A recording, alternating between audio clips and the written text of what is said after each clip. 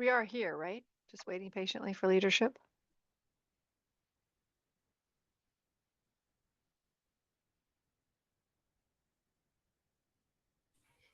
This is the link I had. I don't know if there was a second link. Okay. Hi, Oh, no, guys. there we go. Oh, they're there. We're here. I just came from another meeting a second ago. So thank you very much for coming today. We sent out that blog just yesterday to talk about what we went over last week. So Julie has a lab for a course, so she'll be here in a while. And I wanted her to go over her research that she's been doing on trying to figure out the best media to grow worms in general for research. So we have, some insects to look at to do bioassays. So she's going to talk to us about that at the end. So I thought we could start by all of us, talking about what we've been working on since last time we met. Would that be a good way to start? So everyone's very quiet today. Jim, do you want to start and talk about the regulatory issues on jumping worms facing us? Well, thanks. I would put my video on, but I got my tooth knocked out playing hockey, so I look kind of weird. Oh, okay. So this is Jim Connolly. He is from Planet Turf. He is one of the presidents of a Put you on there company. anyway. Sorry? I put my face on there. Oh, there you are. We can't see your tooth, so don't worry Okay, about it. good. So Jim is from Planet Turf, and he owns this company that manufactures tea seed meal. And so Jim, it would help us if you talk about your product and the competitor's product, how they're different. And you've done various things with tea seed meal to see if it works for jumping worms. That's not published, but you've done it. And we Yeah. would love to hear about that. So why don't you start, Jim? I'm going to just disappear for a second and go to my office so I don't have to hang out in the corner. I can be in the middle of the screen. So why Okay. don't you start, Jim? I'll be there in a sec. Okay. And if there's part of this conference that that maybe I shouldn't attend, I know it's pretty much all of you in in academia world and research. So you might want to talk about things that you don't want me involved in. But I'll try to be quick. Probably 6 years ago, and I can't remember how somebody told me about tea seed meal. I did a lot of traveling in Asia, so it might have been in Korea or Japan. So I looked into it and got a few samples in. That's basically, if you've ever seen a tea seed plant, the tea seed itself that comes from apparently a tree is about the size of a walnut. And they crush it to get the oil. And the tea seed oil is, from what I understand, viewed like olive oil would be in the West. And in the East, tea seed meal is a cooking oil and a food oil. So the remaining product, which is called the meal, which includes, I suppose, the shell and whatever's left, uh, contains saponin. So we began bringing in some of it. It was first shipped to us that looked like a rabbit food pellet, kind of an extruded pellet, like you took a straw, a brittle straw, and broke it into chunks. And that didn't work well for the sports turf industry. So then we just had them crush it. So it looks like fertilizer, it looks like brown fertilizer, and it dissolves very quickly. And when it's on the ground dissolved, it looks like a little pile of sawdust, which is no big deal for people who manage fine cut turf. When the product is watered with probably a half an inch of water, which is a significant amount of water, apparently the saponin removes itself in solution from the meal, moves down through the soil, and irritates or stimulates the earthworm and or jumping worm to come to the surface where they dehydrate. And I'm not clear on the toxicity of the saponin itself, or whether it's compromising the mucous membrane, just like a super heavy rain that drives an earthworm to the surface to regenerate their mucus. I may be way off base there, but apparently within 5 minutes, the worm is dehydrated and has no energy to go back down. So I will tell you, in the last 5 years, I'm going to guess we've distributed 10,000 50-pound bags a year all across the US. And after a while, it turned into a word of mouth, blogs, gardeners talking. And I approached a company to label the product as an EPA registered product. And I got pretty far down the path, and the company that I was going to pay a lot of money to register it had me totally convinced it would be a slam dunk. But when I realized there isn't one pesticide label in the United States that declares an earthworm as a pest, I decided I would just continue to sell a bag of nothing. And from a marketing, so here you're going to have the business deal.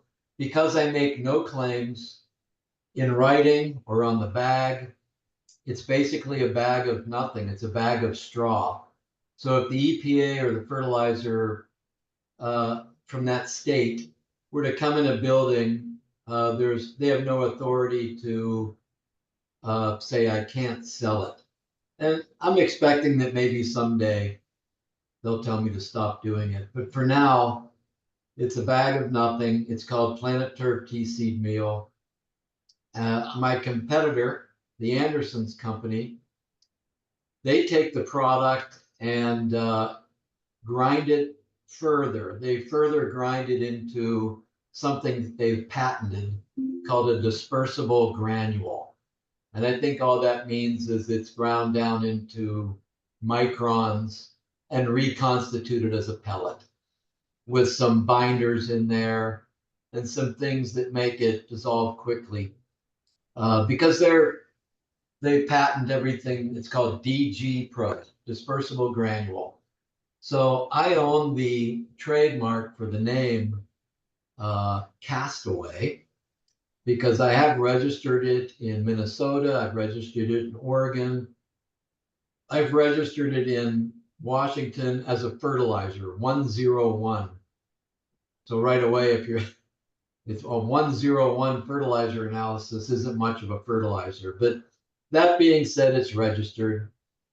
And probably 8 or 9 years ago, there was a product called Early Bird, which was also registered as a fertilizer and sold in all 50 states. And I've spoken to that owner, and the United States Golf Association and many other universities and everybody were publishing material saying, hey, this Early Bird product really wipes out earthworms. You will have no more castings. And the owner of that company started getting very nervous. The cow had left, the horse was getting near the barn or had left the barn. And everybody in the entire industry knew that Early Bird, derived from tea seed meal, was Armageddon to worms. So he decided to just stop selling it. He couldn't sleep at night. So that kind of brings you Fill in up. the blanks, why he was afraid the EPA was going to come back to him because he didn't have it registered? That, and because there have been so many claims in the industry on how it killed, what it did to earthworms, including the United States Golf Association. And I believe on his label, he always said it repelled earthworms or eliminated earthworm castings. And of course, the first statement is a pesticide statement. To repel anything is a pesticide. Anderson's initially last year put the verbiage on their label, reduces the frequency of earthworm castings. And they've since removed that. I'm sure they have a lot more attorneys than I do. They're a big company. In fact, I have like 0 attorneys. So they removed that statement from their label. But I would say if you Google tea seed meal, you're going to see Planet Turf more often than probably anybody else. I guess Anderson's would pop up. What do I also- Andersons call their product? Castaway. So they call it Castaway. So they use your name. I own the trademark, but I don't care. Okay. I mean, if they want to, that's a personal thing, but it doesn't matter. I have tried the concentrated powder formulation that I believe is 43% active ingredient, where the meal is 16 to 18% active ingredient saponin. And the powder causes terrible foaming. In fact, if you put it in the spray tank, too much foam is created. I suppose you could use a defoamer, but it's really difficult to work with. And the concentrated liquid is also available. And I've used all three of them. And for whatever reason, the powder and the liquid do not drive the earthworm to the surface, as well as the raw, organic, not processed, simply ground meal. And I can't tell you why. Okay. I suppose if you're a university looking for a patent on the huge molecular diversity of the world of saponins, I suppose they could isolate the camellia extract and isolate that molecule. But for now, I mean, I have golf courses that will put it out, one in particular in Montana, and he had to close the golf course. There were so many 1 foot long giant night crawlers that were dying on the surface, and it smelled like a morgue. But within 5 minutes, every worm in the soil is on the surface, and they stay up there long enough to dehydrate. They don't seem to have the energy to burrow back down. Maybe they can't, because the mucus is compromised by saponin, which I understand is also used in makeup, foam on root beer. They use saponin extracts for all kinds of things. So that's where my company is at. I hope I didn't speak too long. No, that was great.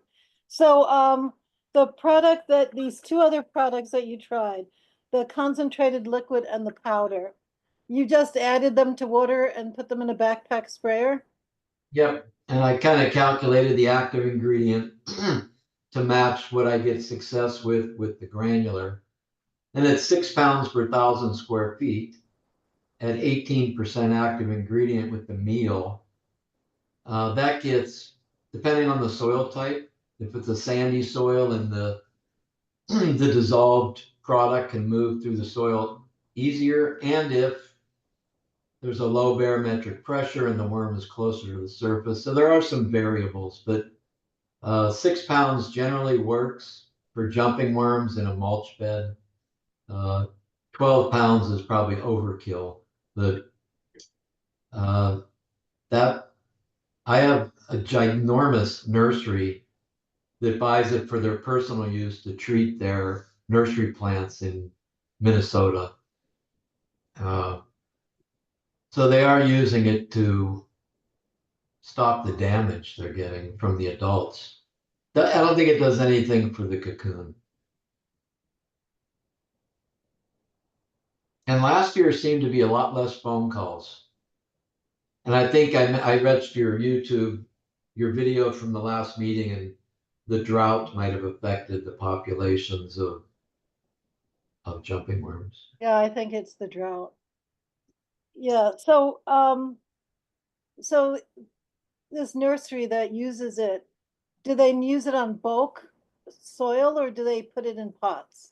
I believe I can ask them, or you can ask them. I believe they treat their potted plants, their pots. And I know you've heard of the nursery. I just forgot the name of it, but Yeah, it's probably best if you don't mention it right now. oh, okay.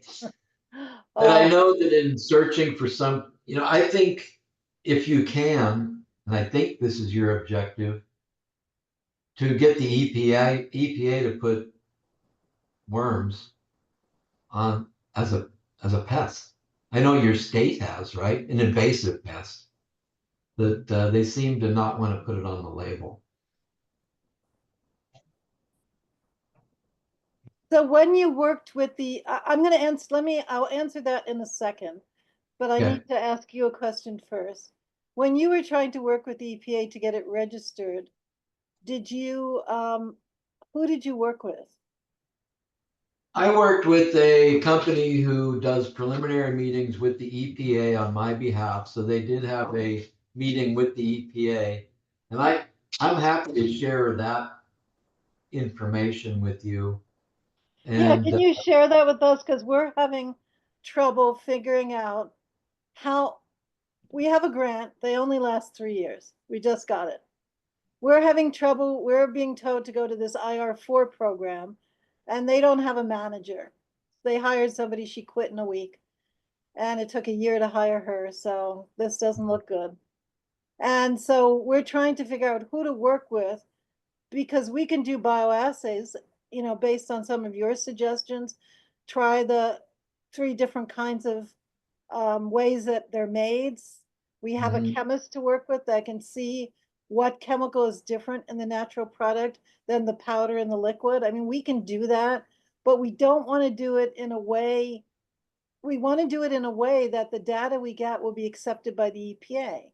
And that is Mhm. the number of samples, the number of the worms per sample, because you could go and do all this stuff and they can say, well, that's not how we do the data. And then you have to do it again. And we don't want to do that. So we need Okay. somebody to talk to. So this has all the time where a pesticide company works with the EPA, they develop a protocol that's approved and you just go do it. We're trying to develop a protocol that's approved. So yes, it would help us to know who you went to, which facilitated meetings, because Jim Calkins is here and he works with the nursery industry in Minnesota, and he's Mhm. their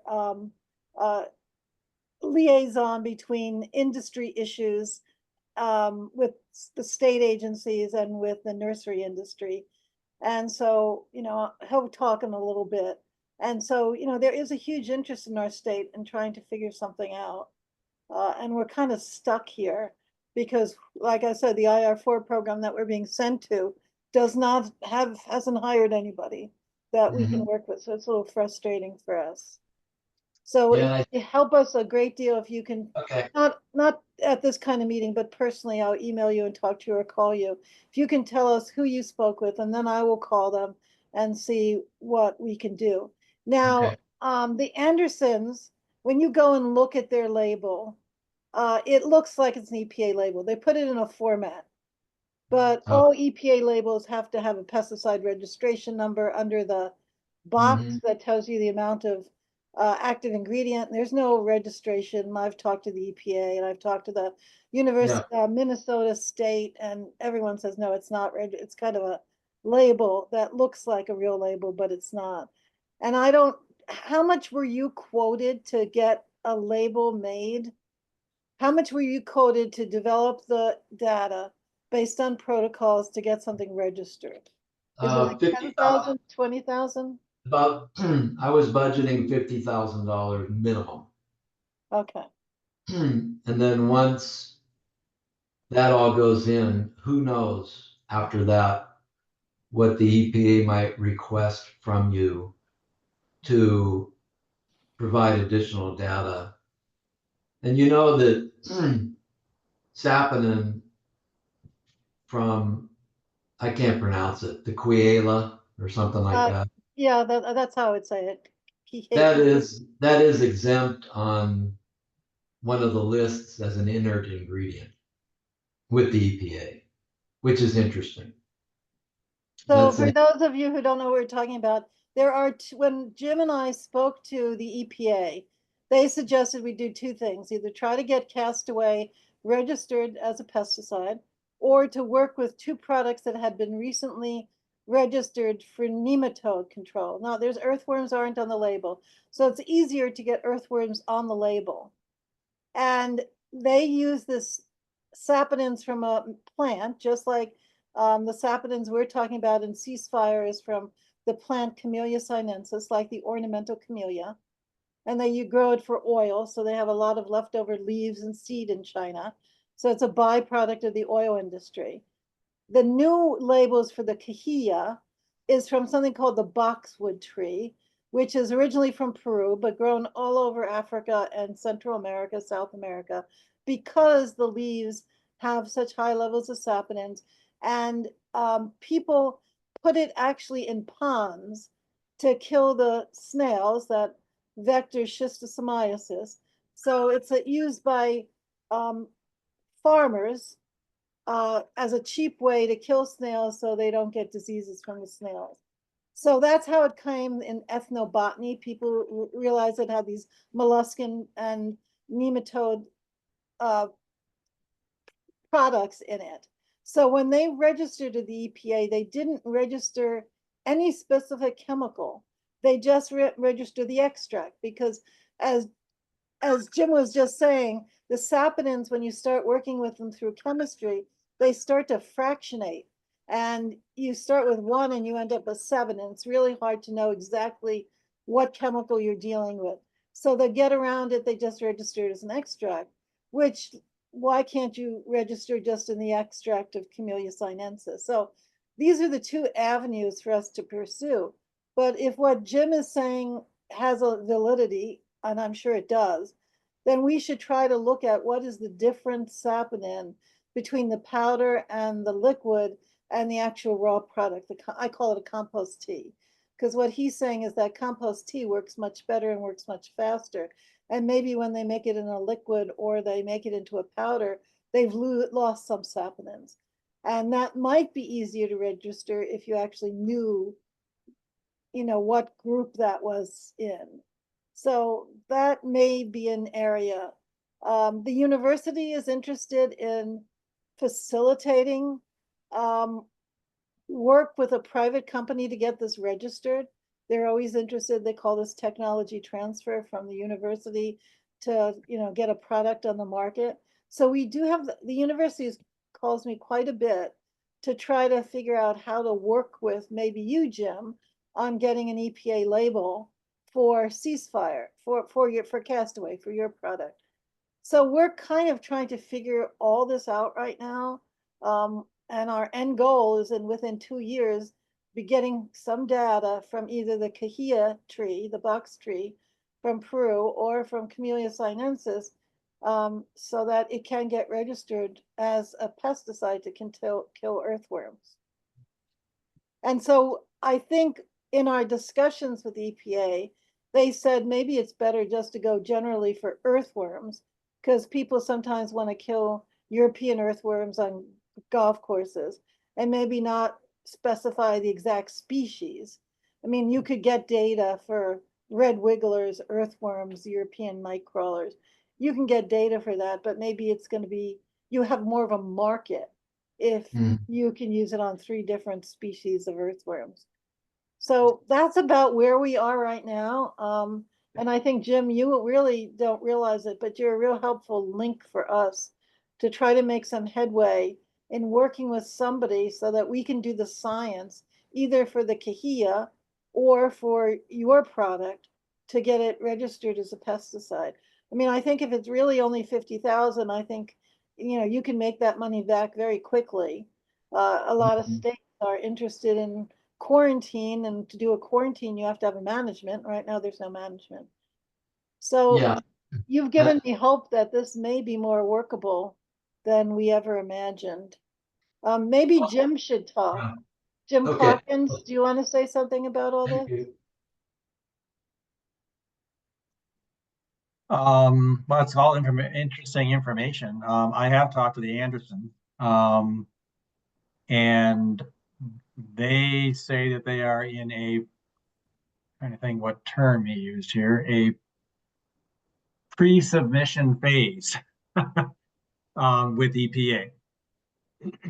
So that's where they're at. But the fact that the name is, you have the registered name, Jim, and that they don't, seems problematic.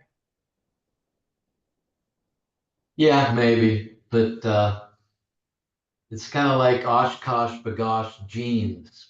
As long as I was the first, I actually was the first with the name a number of years ago, but we have a good relationship with the Andersons. I'm not interested in that kind of stuff. But in any event, Jim, I did want to note one thing as I went down the pre-submission, because I was also in that term, the pre-submission meetings. And I began thinking to myself, they're going to look at this information and restrict the use of the product to gardens,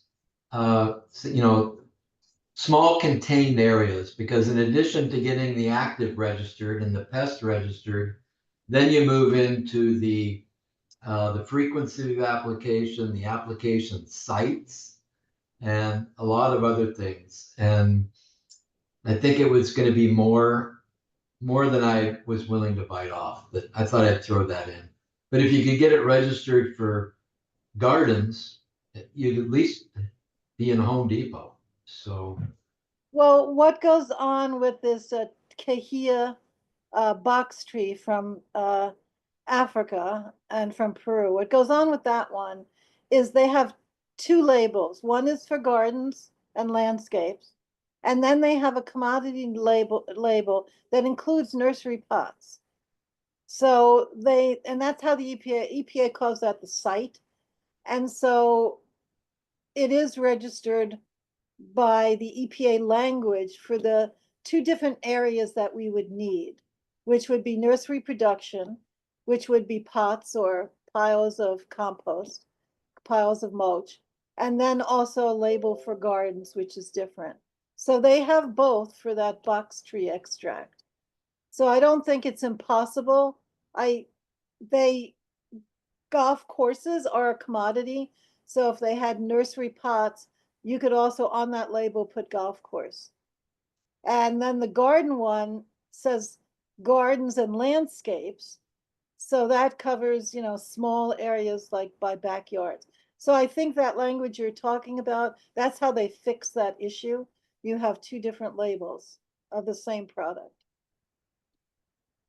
I should say too, Vera, that they do have a safety data sheet for their product. And they do, and he's going to send it to me. Apparently a trial was done by University of Vermont with their product, and he's going to send me the report that the University of Vermont folks put together. Okay, so they're a member of our group here. Joseph is a member of our group. He's not here this meeting, so we could ask him to send him an email. Maybe Julie, you can send Joseph an email. Joseph Gomors. I don't know if I'm pronouncing it right, but could you send him an email and ask him if he has some data he can share about Yeah. TC meal efficacy? Yeah, absolutely. Yeah, we can try to get that, Jim. Yeah. So Jim, if we wanted to try to work with the EPA, would you be interested, Jim Connolly, would you be interested in trying to get this registered? yeah, because I'm also an owner of a cooperative of other owners that's rather large with a lot of resources. And that's called United Turf Alliance. You're welcome to look up United Turf Alliance. But we've discussed it as owners.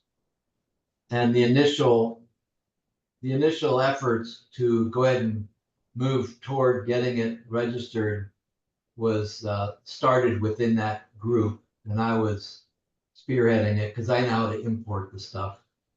Unfortunately, I wish I could import it from other locations, but it appears that China, unless I can keep looking, is the only country that makes this tea seed meal in quantity. That's the only thing I've looked myself, Jim, and that's all. I only find China too. Yeah.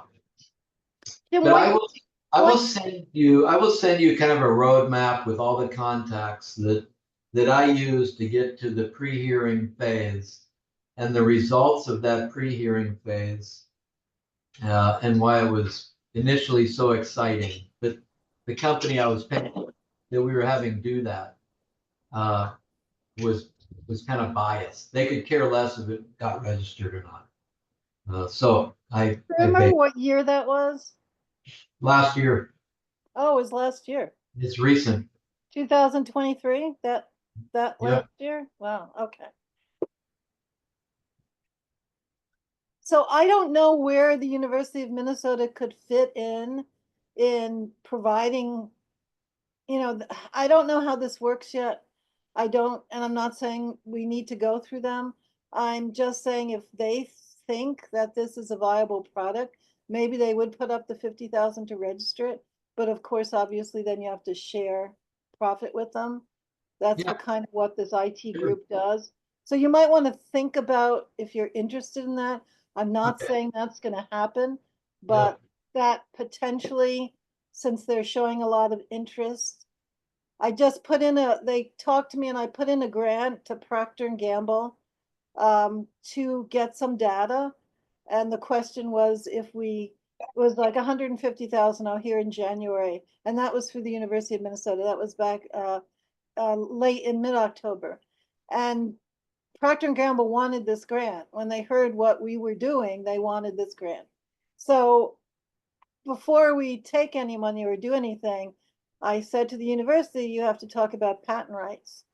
And we would have to talk to you, Jim, because obviously I don't make the product. I'm just trying to facilitate it getting registered. So I would not take that money if that gave Procter and Gamble the patent rights. So, but the university pushed me there because they wanted to get some money to see if this was a viable product.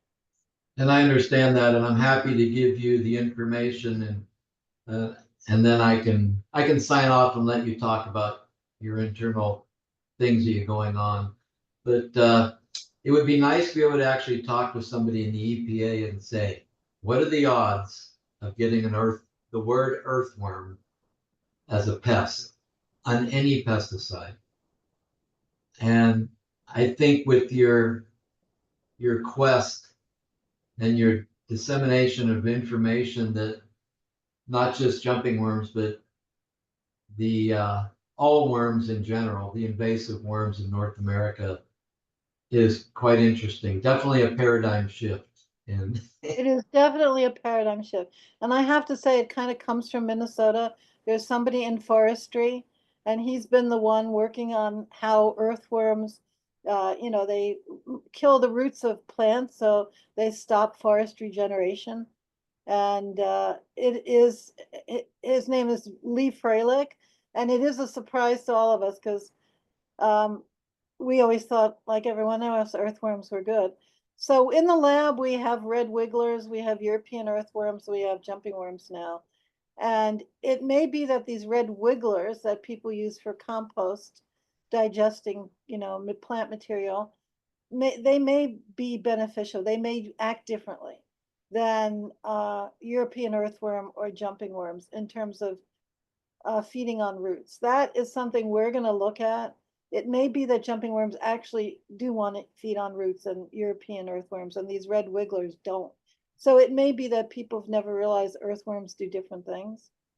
And yeah. Lee is the one who has suggested that, because he said when he wanted the areas that he found the most jumping worms in always had maple leaves.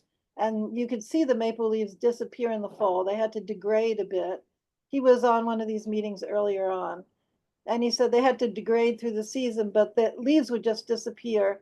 And the plants were killed because the roots were eaten. So it may be that jumping worms are not just detritivores, that they actually do feed on roots. I saw that question about frogs and salamanders. I had a golf course with a leech, leeches, the blood-sucking leeches, although these were, I don't know what kind of leeches they were, but there were so many of them, he was going through his irrigation system and clogging every sprinkler head every time he turned it on. And the tea seed meal completely wipes out leeches. And that, so frogs and salamanders, I don't know, they have to have a mucus membrane, but there's a lot of research on the toxicity of saponins. Yeah, and you know, the EPA, like Dimilin is a pesticide that's an insect growth regulator, but it also affects crustaceans, you know, those little shrimp in the water column that bluegills eat, and then bass eat the bluegills. And so they put on the label that around any kind of ponds, you have to have buffer strips or you can't spray 50 feet. So I'm not too worried about that. If there are some non-target effects on amphibians, that you'd have to come up with some ways, you know, to limit spraying anywhere near a pond. So I don't think that would stop this from getting registered. I just think what it would create is information on the website where you're not allowed to use it. That's one thing I did put on the back. Keep out of reach of children. I don't. There's really low human toxicity of this product. They're really high LD rates, but I do say keep away from all water bodies because I've read some articles on that product I mentioned called Early Bird, where they got a bunch of it in a pond and killed the fish. So Okay, and they have mucus too. Yeah. it is toxic to fish. Okay. Well, like I said, that won't stop something from being registered. What it will do is you have to have information on the label where you can't use it. So I'm not worried about that. Yeah. Well, Jim, this is great, and I hope you continue to work with our group because you don't realize how important you are to us because you have a lot of information that we need. So thank you very much for spending time with us. You're welcome, and I thank you. Anybody out there want to ask Jim some questions? Laura, Shannon, Julie, before he leaves? I don't have any questions, but I'll echo my thanks. It was very informative. You're welcome. Well, you guys have a valuable quest ahead of you. I even read a psychological report on the number of people that dream about jumping worms at night.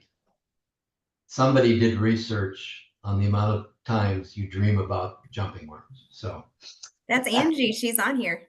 oh, It could be me. Like, if it is me, that's great. If it isn't me, I would love to know who did that.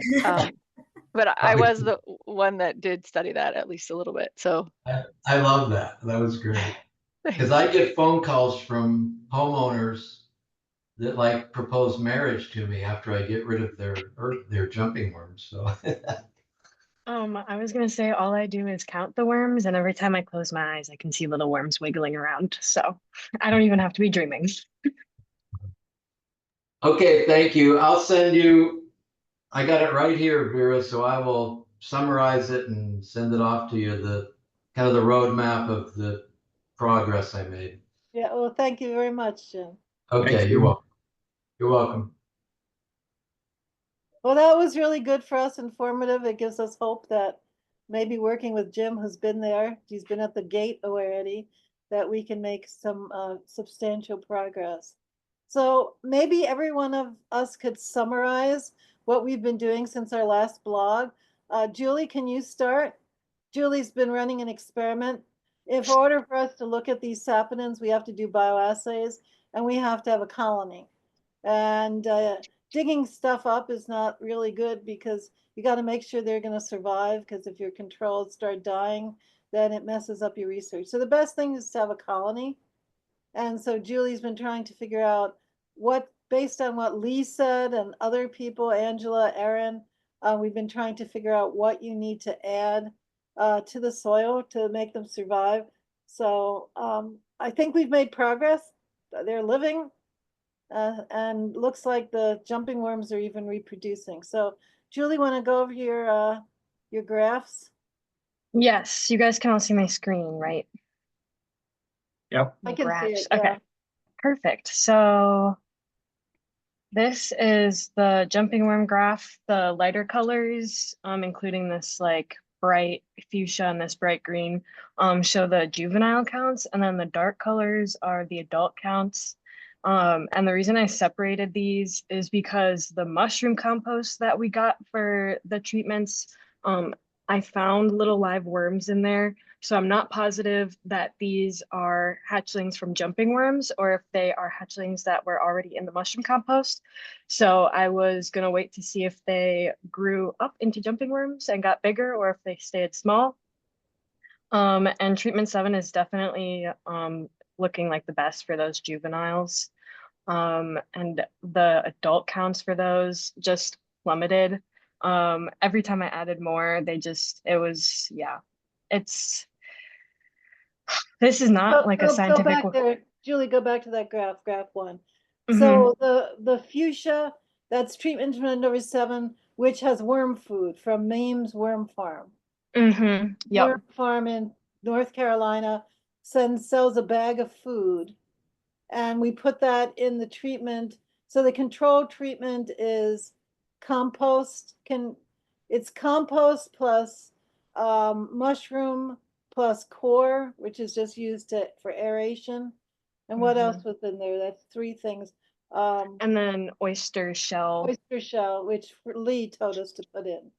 So this fuchsia that has the most new worms, whether they turn out to be jumping worms or something else, seems to be responding the best to this worm food that you just buy, this commercial package. Yes, and this is also the same for red wigglers. Oh yeah, so you get the same data for red wiggler. And so we did try treatments. Lee said leaves, and we have problems in the lab. We do qPCR. We can't have a lot of dirt in the lab. So we went and bought some romaine lettuce that we keep a big box in the almost freezer. And we Julie shreds, I say we, but it's Julie. Julie shreds the romaine lettuce, and that doesn't seem to, it disappears, they eat it, but that worm food seems to be doing the best. Yep, definitely. Yeah, and then I was just gonna say the adult worms, it is like I'll be very interested to try again this spring to collect them because it seems like they just like decide to die to me. They're fine for a couple days and then no matter what environment they're in, they just die after I collect them. So I don't know. I am kind of almost thinking that it just has to do with density because when I would collect them, I would put them into like a jar and then I would walk the jar up and then I would separate them into the treatments. And so I was wondering because I had read a paper that said that they emit like a sulfuric compound when they're like disturbed or they feel like they're being predated on. So I was wondering if it was possible that when I was collecting them, they were emitting this sulfur compound and then I was putting them all together and the sulfur compound just ended up killing everything that was in the container. So I think I'm going to try to collect them directly into the containers that I'm going to keep them in when I start collecting this spring. And I'm hoping that that will make a difference for how long they live. And then, yeah, the red wigglers are doing really well. I don't think there's a single treatment that has gone below 20. They all start out with 30, and then they increase or decrease from there. So this one hasn't gone below 20, it doesn't seem. And then yeah, this treatment 7 in the past week, past 2 weeks, I saw like 100 some hatchlings in each of the reps for treatment 7. And then this week I saw like 200 some hatchlings in each of those treatments. And then we have the night crawler treatments, which we only have the first 4 treatments of those because we didn't have enough night crawlers. But yeah, so the first treatment and the 4th treatment are kind of downtrending, and then 2 and 3 are uptrending right now. And number 3, is that romaine lettuce? So treatment 1 is the control that has all those 4. Treatment 2 has core oyster flour or oyster shell, and then it doesn't have, actually, let me bring this up. So treatment 2 doesn't have coconut, or it doesn't have mushroom compost. And then treatment 3 doesn't have composted manure. So treatment 2 is just composted manure, core, and oyster shell. And then treatment 3 is composted manure, core, and oyster shell. And then treatment 4 has bean sprouts in it. Okay. And then, yeah, treatment 5 has the lettuce and treatment 6 has the chicken grit. Okay. All right, so when we do science, this is called a pilot study. You start out and you try to see how you can kill things, and then you figure out how you can keep them alive. So we definitely, with the European earthworms, would do all 7 treatments, because as I said, it may be easy for us to get data from all 7 and then easier to get a label for earthworms in general, because a company is going to have a lot of trouble just with one species of earthworms getting the company to be able to sell enough to make money to cover the cost. So I think using the 3 species is a good idea. So thanks, Julie. You're up to 10 weeks Yeah. with earthworm farming. I think that gives you some award as an earthworm wrangler. You're the only person we know who can keep earthworms alive, so congrats. Thanks. Maybe I'll be able to do jumping worms now. So I when have you some say, go experience back under to my belt. figure 1, when you say that, so go back to figure 1, those treatments went below 30 right away? I was trying to figure out. Okay, so treatment 1, they all die right away. Yep, yeah. So yes, this first down part is the first time I had started the boxes and then they had gone all down. And then this spike is me trying to restart the boxes more towards the end of the season. So I Okay, tried to restart the treatments and they all died again anyway. okay, so those are new worms you put in. Mm-hmm. Mm-hmm. And then you don't know if that fuchsia one is jumping worm cocoons that hatched, or that's whatever came with the mushroom in the mushroom complex. Mm-hmm. All right, so maybe, yeah, try collecting them and don't keeping them together. And I know, because Erin, when she had jumping worms, she had very few together, didn't she? Yep. She had small little like fish aquariums and I think only put like 5 in each. Okay, so there you go. But they did do fine in there. She said that I don't think she ever noticed them dying in the container, just that they once in a while one would try to escape and then she would find it dead on the floor. Yeah, so it's, until we can figure out how to keep these alive, it's going to be really hard to use jumping worms in the science until we can figure out how to keep them alive. Mm-hmm. All right. Thanks, Julie. You did great. Yeah, of Thank you. course. Thank you.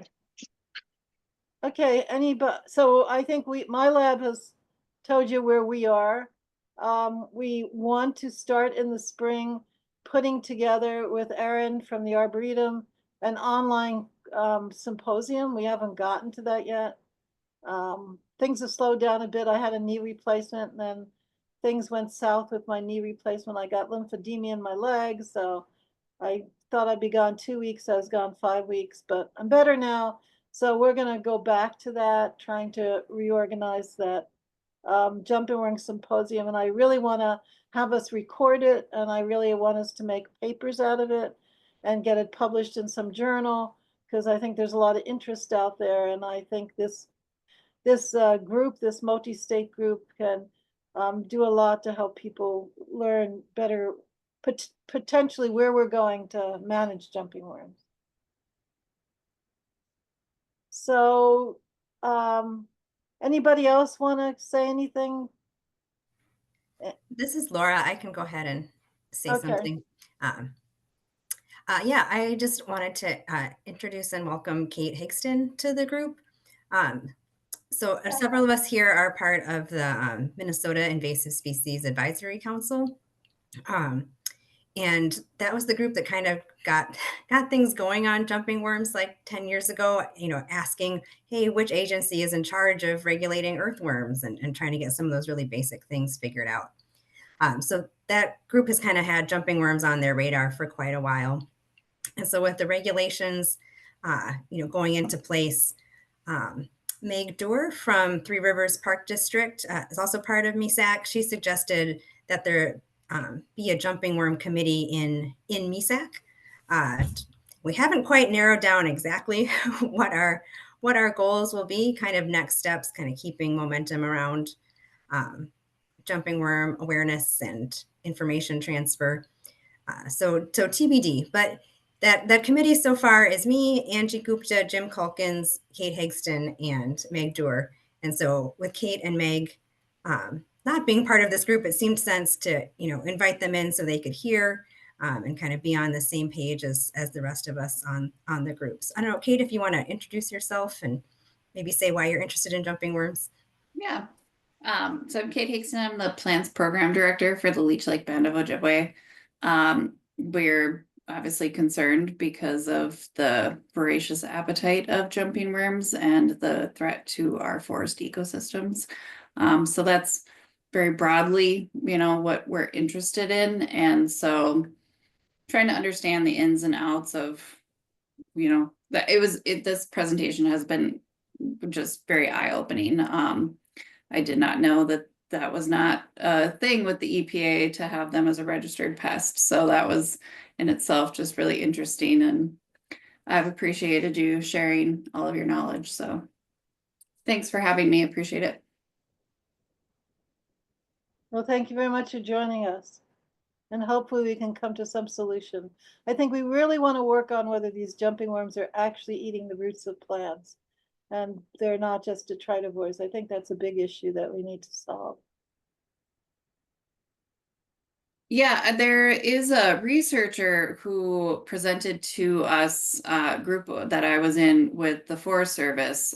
So we worked very close with the Chippewa National Forest and had a climate change group going for a while where we brought in guest speakers. And I'm trying to recall where this gentleman was from, but he did an hour-long presentation on jumping worms and had shown that the rate of consumption of the forest floor was like 3 times higher than that of any of the other non-native worms that we have in Minnesota.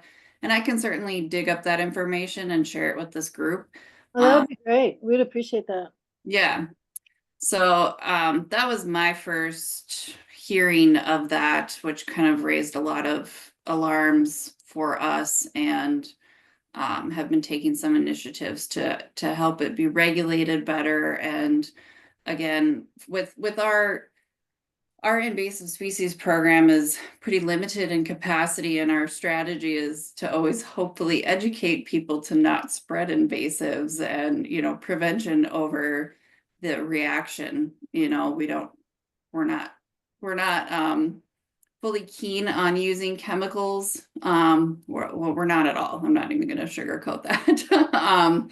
So yeah, we're looking on prevention and alternatives and finding balance in that. So, but I'll share that information.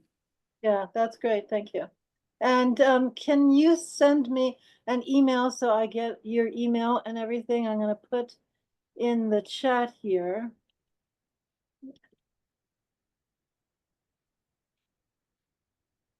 You can send me your address and everything. Can you see that? And title and phone number and email, and then we'll get you on our list.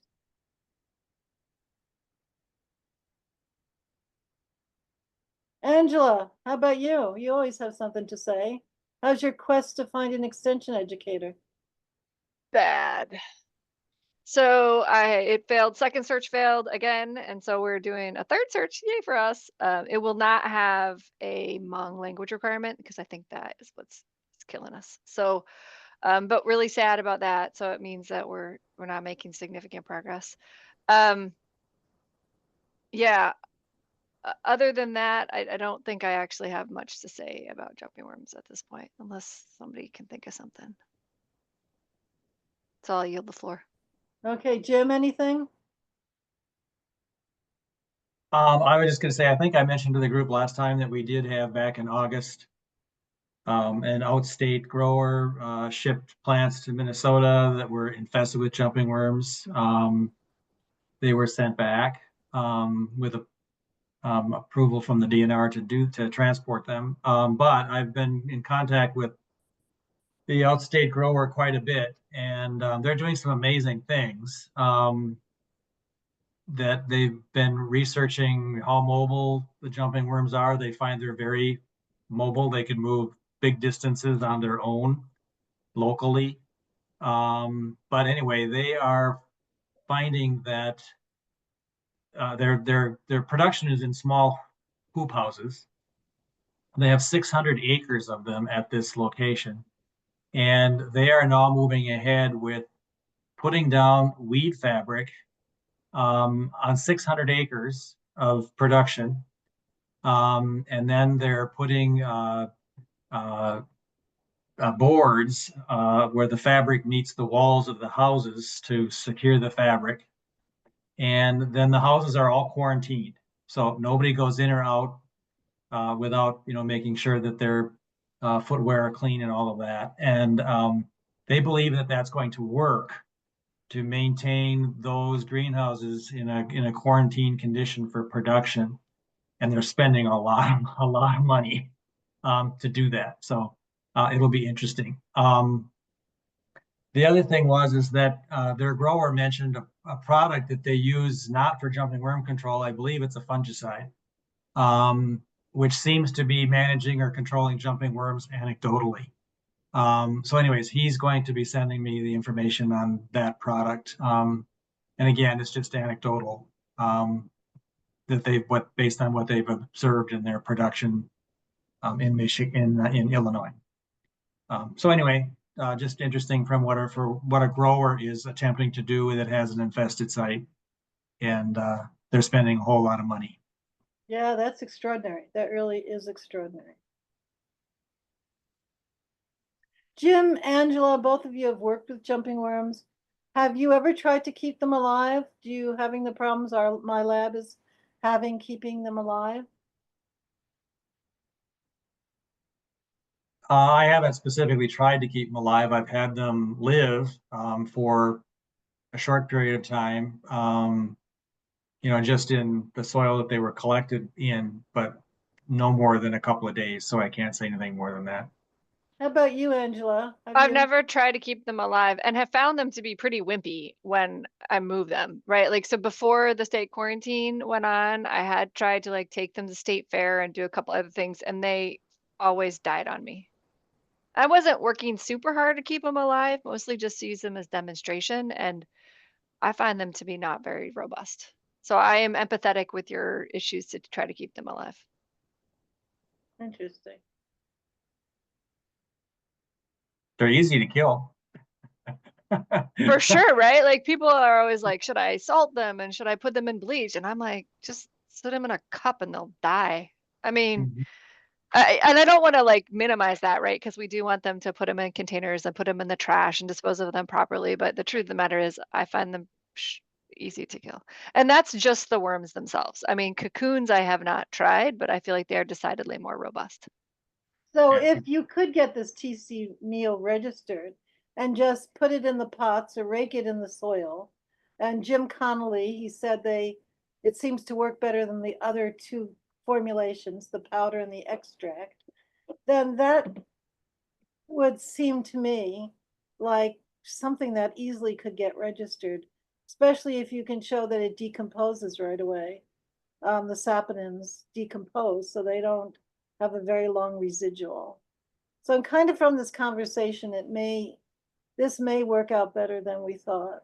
Well, So we may find out, Vera, that I have been working with MDA again to get some things listed on an emergency basis. And I think the T-seed meal will be a test run if they would do it on an emergency basis. They might be more likely to do it on a permanent basis as well. So if I think that's something that we probably should pursue together with Jim Connolly or the Andersons or both of them, whatever. Yeah, I think he's happy to work with both of them. When do you find out about that? What's that? When do you find out about that? I just talked to the person at MDA again about Carbaryl, and she's going to be back to me in a couple of days here. But I have talked to the person who actually guides the process, and the two of us should talk about exactly how we want to make that work. But she was very helpful, so I was encouraged by that.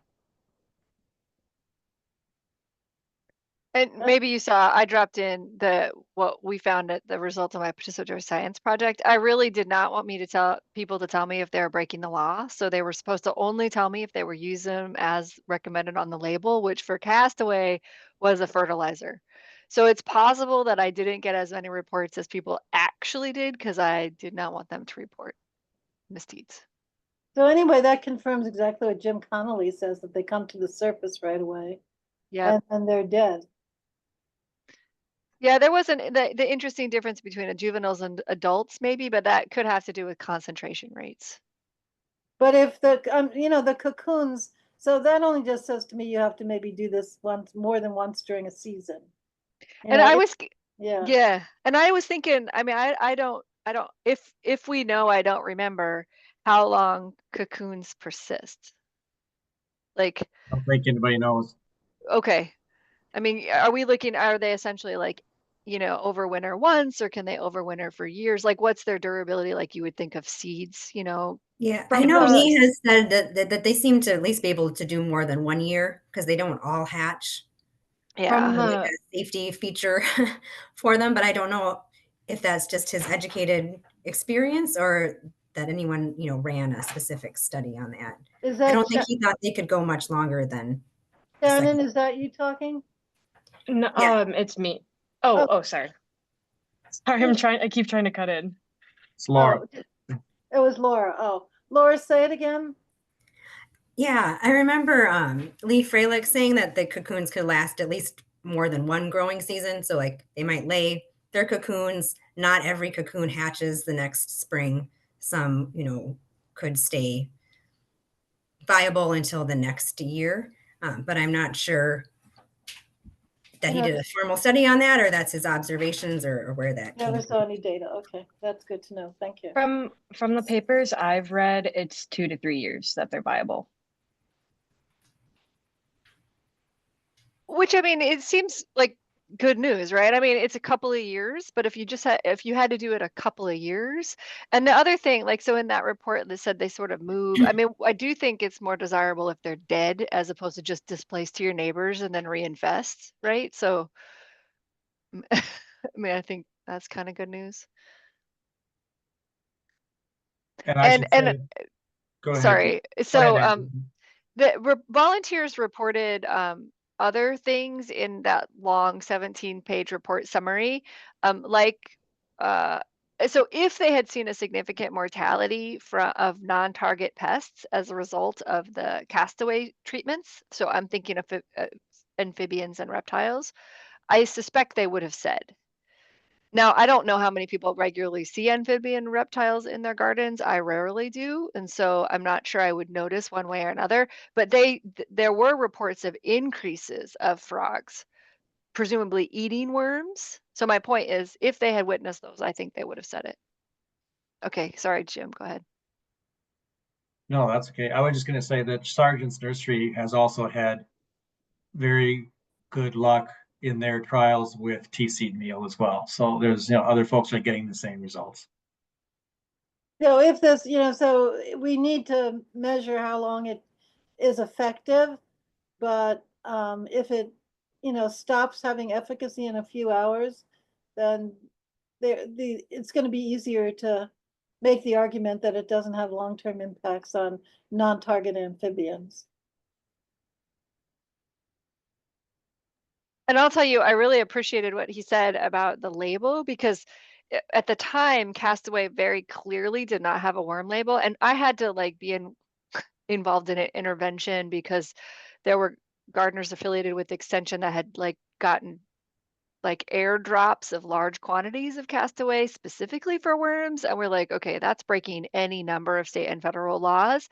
But when you change the label, again, we don't want to encourage people to do irresponsible things, but it reduces some of that anxiety. So that was actually super interesting that he said it's not on there at all. It's like putting on nothing. It is kind of interesting how people are spending money on bags of nothing, Right. But it turns out I could have taken more data on bags of nothing. I did not want to know if they were misusing Castaway. Well, And I talked to the Castaway owner, and he was very anxious. When I got him, he was like, I think we're going to take it off the market. This causes me a lot of heartache. And they did. And so I was like, okay, like none of us want to be involved in misconduct and misdeed or breaking laws. well, it's a learning curve. I think these blogs are really good. The more we talk, the more we're learning, and we have to figure out how to keep these worms alive so we can do some studies on them. That's the big thing for us right now. What are we doing wrong? What are we not understanding? So, and maybe, does anybody, before we go, Julie and I have talked about this. Does anybody if anybody ever comes across a paper that tells you how to float these cocoons? There's a lot of studies on insects where you take insects out of soil and then you put salt or sugar and then they float up and it's easier to count them. It would be really nice if we could have right now it's really hard to see them. I mean, if you've tried to collect jumping worm cocoons, it's not an easy thing. It would be really nice if there is a method for them to come to the surface where we could collect them. So if any of you bump into that, keep us in mind. Yeah, when I was in college, I did research on Batricium underground fern gametophytes. And so we were collecting soils and using sugar water and centrifuges to get Yeah, right, the big exactly. stuff up. And yeah, you would see, egg cases and things Yeah. in that. So maybe we should just try it. Do you remember, was it 5%? Maybe we can look that up, gametophytes and ferns. Yeah, we'll look at that. My name was Laura Schessler then. We did publish, yeah. Okay, all right, well, we'll try that. We'll try the sugar and see if that's a way we can collect them and then keep track of them. The thing about the lab is we're hoping that they hatch in the lab, and then we get more juvenile recruitment. And so it's going to be interesting is that line Julie has, if that is this, whatever the contaminant was in the mushroom, or that really is cocoon hatching. So that's that's what we have to sort out, how to measure that. So if I can share my screen, which I'm not 100% sure I can, let me find out. So I do have maybe something interesting. So I totally, are you guys seeing my pictures, my funny cat and whatnot? Okay. Are you? Yes. Okay. So this is my personal, oh, shoot. Sorry.